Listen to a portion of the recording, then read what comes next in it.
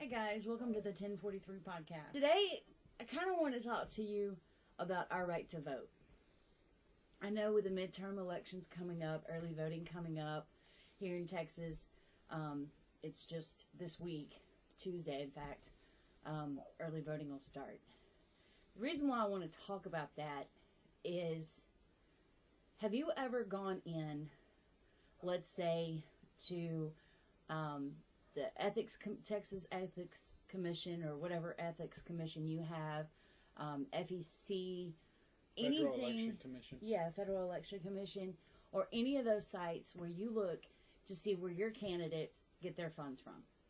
Today, we kind of want to go over that with you about doing your due diligence, and also to get a movement going of Citizen journalists. Citizen journalists. You have a voice. You can go on social media sites and say, hey, look, did you look at this candidate? Not only who they received from, how they vote, what their morals are, how do they feel on certain positions. So it's our right not to just take some voter guide that you're handed at a polling place and go, okay, these must be the candidates that are the only ones on the ballot, or the ones that only this party or that party is promoting. It's our right and it's our voice that counts. We're the ones that elect these people and put them in office, whether it's local, whether it's state, whether it's federal. It doesn't matter. We're the ones that put these people in office. Look in New York. They're hammering now that they made a huge mistake by putting the person in charge that they did for the mayor, Mamdani. I mean, they're going, whoa, wait a minute. If you're going to tax the millionaires to pay for these free programs that are not free because somebody has to pay for them, some of these voters are going, wait a minute. What he said and what he's doing are two different things. And where did his money come from? We won't get onto that, but we're going to focus more on what's PACs, what's the FEC, which is the Federal Elections Commission. You also have your Texas TEC, which is the Texas Ethics Commission. You have one in every state. You have one in every county. There's even county websites that you can go on to see who local politicians are taking the money from. Well, let's start with this. There is no shortage of people going, our politicians are corrupt. We're unhappy. They're being bought. They're being paid for by big money, whatever, right? And some of them have been called out by this. What we're talking about today and what we want to show you is you can actually go see who paid for them. And when she talks about call to citizen journalists, we can't do every politician. And we're interested in the politicians in our state. You may not be, but you know what? You may be interested in the politician in your state. If we get more people starting to research these politicians, where they get their money, and putting it out there. If you sit on the commission for some pharmaceuticals and you're taking money from a pharmaceutical company, we can all agree you're bought. And if you were in any other elected position or any other government position, you'd be fired for being unethical. But politicians get to do it and go, no.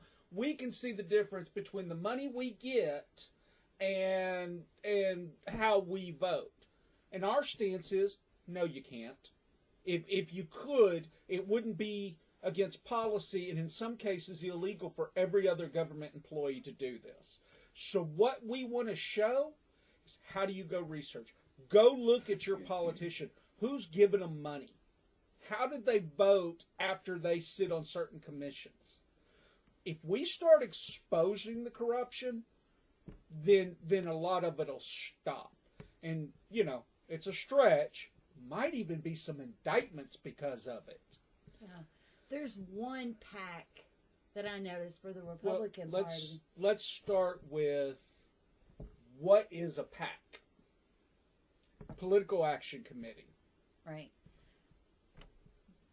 Locally, because we have the elections coming up next week, the early vote, I started looking at 2 local politicians who were running. What I noticed was a PAC called Red Win. REDWIN. I went and looked it up on their website, and basically what they do is they take donations for any politician running, for any office, any seat, and they funnel the donations through there, and the donors, the people who are donating to the campaigns, get to remain anonymous.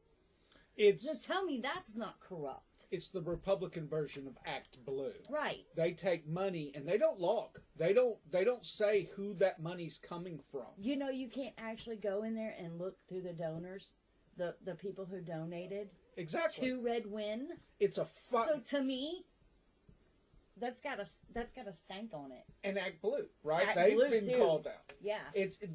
What they call themselves a political action committee. They're motivated for a cause. No, they're not. They're a firewall for the elected position, the politician. They're a firewall for the politician to turn around and get money without having to account where it comes from. Because you and I can't go in and look at, okay, what PAC donated? What pharmaceutical company donated? And I'm talking local and state. I'm not talking federal. I'm talking local and state. So what pharmaceutical company went in and donated to that campaign? Or any industry. Or any industry. Somebody has to pay for those mailers. Somebody has to pay for those 30-second ads and the newspaper ads and the social media ads. Because it's not just pharmaceutical. It's not pharmaceutical. It's also real estate. There's a local politician in our county that is running right now that took money from a real estate company. Well, and to me it's duplicitous that, and I've heard upwards of 80% of every state and federal elected legislator is a lawyer. Do you know who gives some of the most money? Law firms. Law firms and lawyer associations. And why is it, okay, let's say local, where we're at, there are people from Virginia, Alabama, West Virginia, several other states that are donating to local politicians. Why do they care in about our county? So why do they care about who runs our county in West Virginia or Alabama? Now, you can't tell me that they're friends, that they met somewhere along the way, and somewhere in their life. Does anyone believe these people are given money, these organizations are given money, just out of the goodness of their heart? No. So, what they do is they take this money. They take it from the PACs. What they do is the PACs take this money, and they bundle it together from a bunch of different people and organizations. So, depending on your state and the Fed, there may be a $10,000 a year limit on how much a person can give or an entity can give. So, if the Lawyer Association decides to give, they give $10,000. Then the board, each one of them gives a few thousand. And then they turn around, they give a bunch of money to a political action committee, bundle that with all the members of their association into that. They have bought that politician. Do you really think tort reform or the legal abuses that would occur if they couldn't turn around and get the laws they wanted? Do you think vaccine mandates would ever happen if pharmaceutical companies couldn't get the laws they want? They bundle the money and send it over so that the politician is bought. He doesn't have to worry about getting so much money from anyone else. All he's got to do is get in front of a camera and say, now, I'm unethical, but that other guy, no. He's crooked. But nobody's looking at where the money's coming from and then looking at his vote. Nope. I did our sample ballot to bring in for early voting, and I did my due diligence. I went through every single candidate on that ballot that I'm able to vote for in my precinct and the state, and I looked every single person up. Yes, it's time consuming and it's boring, but let me tell you what.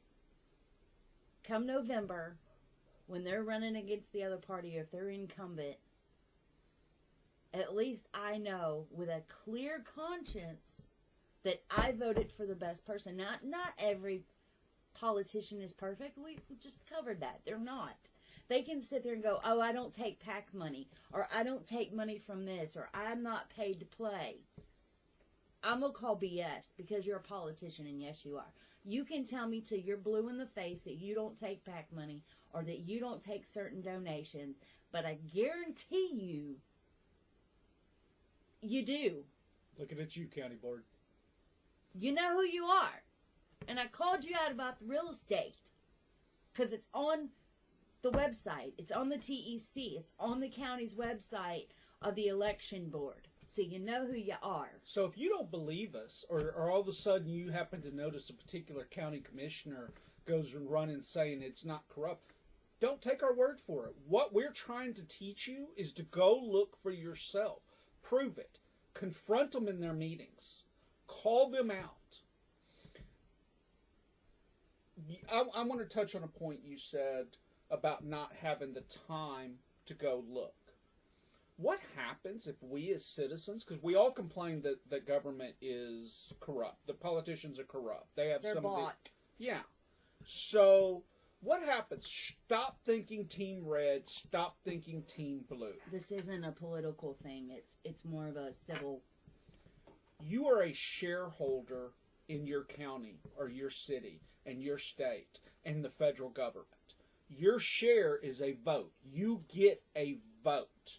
Right? What you are, if you set Team Red and Team Blue aside, what you're actually doing is you're hiring a manager. From dog catcher up to president. You're hiring a manager. And think of it like a business. And we all have a share in this business. As a shareholder, you get a vote in who your management's going to be. What happens if we stop thinking red-blue? Start thinking in terms of you're hiring a manager to run your business. Now all of a sudden, all that money that's coming in from PAC, that doesn't matter anymore because they can't get around the votes. So maybe let's just stop thinking in terms of politics and start thinking in terms of management. Don't think one team or the other. Think manager. You are a business owner. Think CFO. If you think as a business owner, you think differently. You are hiring that chief officer. That's what you're doing. That's all we're doing when we elect. So we make this call for needing more citizen journalists. And some of these great, they're awesome. Nick Shirley, he's the one doing all the Minnesota fraud. You've seen him all over YouTube. Angela Rose is out in California, and she's following up on Ilhan Omar's businesses, trying to figure out how we go from 50,000 to 30 million in less than 24 months, right? Think about the work they're doing, and they're using their phone cameras, they're using simple mics, and they're just doing research, and they're just going and asking questions. What happens if we all start doing that? And we start bringing attention to the real issues. And the real issues is the fraud and the corruption and politicians being bought and paid for. Fire the bad actors. Hire new ones. Yeah. And when I say fire, what I mean is use your power of the vote. You are hiring and firing. If they're not doing what they're supposed to, fire them. Hire somebody else. Because that's what happens in your job. It's what happens in my business and in yours. Why should politicians be any different? What makes them so unique? Some people they hold these politicians to a higher or to a standard, and they go, well, they've been in office for 2 terms and they're doing a really great job. Are they? Have you looked at your county budget? Have you looked at your city budget? Have you looked at where the funds are going? Because if they can't explain, county commissioners, where the money's going, and there's no kind of audit of where these funds are being spent, are you really doing a great job as a manager? Because I would have to say no. I'd be real curious and this is for anyone in any local government, in your county, city, and state, I'd be real curious. Go look up your politician. See who has the road construction contracts. See who has the building construction contracts. All the maintenance that gets farmed out by city and county governments. Are those companies giving money to your city managers, to your commissioners, your county judges? Because if they are, that's unethical. If they were a regular county employee, they'd be fired. What we're saying is use the power of the vote and fire them. Hire somebody new. They are mismanaging your business. There's something else I want to talk about because I helped on a campaign here locally. And I noticed in Montgomery, in our county, there are 2 Tea Parties. 2 Republican Tea Parties. 2. And it's divided. You have grassroots, and then you have people like me who are more conservative Republicans. Why is our county allowing 2 Tea Parties? You can't stop it. You can join any organization you choose. But they're divided. They have divided the Republican Party. And I know that we're not supposed to talk about one party or the other, and we're supposed to remain neutral. But these Tea Parties have elected officials. So this goes to elected officials. Now, they don't get paid per se. It's a volunteer slot. And a lot of those chairs are on our ballots coming up. Start looking at them because they're raising campaign funds. Now, why are they raising campaign funds when it's an unpaid position? Oh, wait. It's to pay for the ads and it's to pay for the mailers. So if you're running... You're talking about party management. Yeah. The Tea Party here in our county. But I'm sure there's their equivalent other Republican and Democratic parties. Right. Throughout the country. There's got to be, right? Because you've got to have some kind of representation, whether in your city, your county, or your state. And I get that. But to me, if it's an unpaid position, because you're volunteering for that position, even though it's elected, and you have to be elected to get into it, why are they raising funds for mailers and TV ads and newspaper ads? And again, we're splitting the party down the line, which doesn't help our county.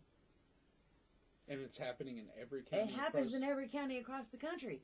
You folks need to look into that, because that's another serious issue. Because they have their little mailers, their little ballot samples that they give you at the polling places, and they go, vote for these people, vote for these people. But I guarantee you, if you went on to your county's website or your city's website and got a sample ballot and you matched it up to that one, to what's actually put out by the elections board, it's totally opposite. Because they leave candidates off because they don't pay to play. Isn't that effectively another political action committee by a different name? It is. I mean, if you're collecting money and you're trying to get somebody in, that's no different than the big PACs we were talking about. It's just smaller scaled. Now, exercise your right to vote. Do your homework. And for the love of God, let's get some more citizen journalists out there. Let's start exposing all this fraud and corruption. I am amazed over the past year what has become available. Now, what happens if we all turn a little bit of effort towards these politicians? Maybe we can start getting the management we deserve. And I just want to say this before we end. If you need help researching or knowing where to go, I can point you in the right direction. All you have to do is leave a comment down below, and I will get with you, and I'll answer you back and say, hey, this is where you can go to look for these things. You can also go on your county or your city's website and see how these politicians voted, because there is a record. Every time they have a meeting to vote on something, an ordinance or whatever, or law in your city or county, there's a record of it. You can even go on your county's website, I know here where we live, And you can actually watch the Commissioner's Court live. You don't have to be there.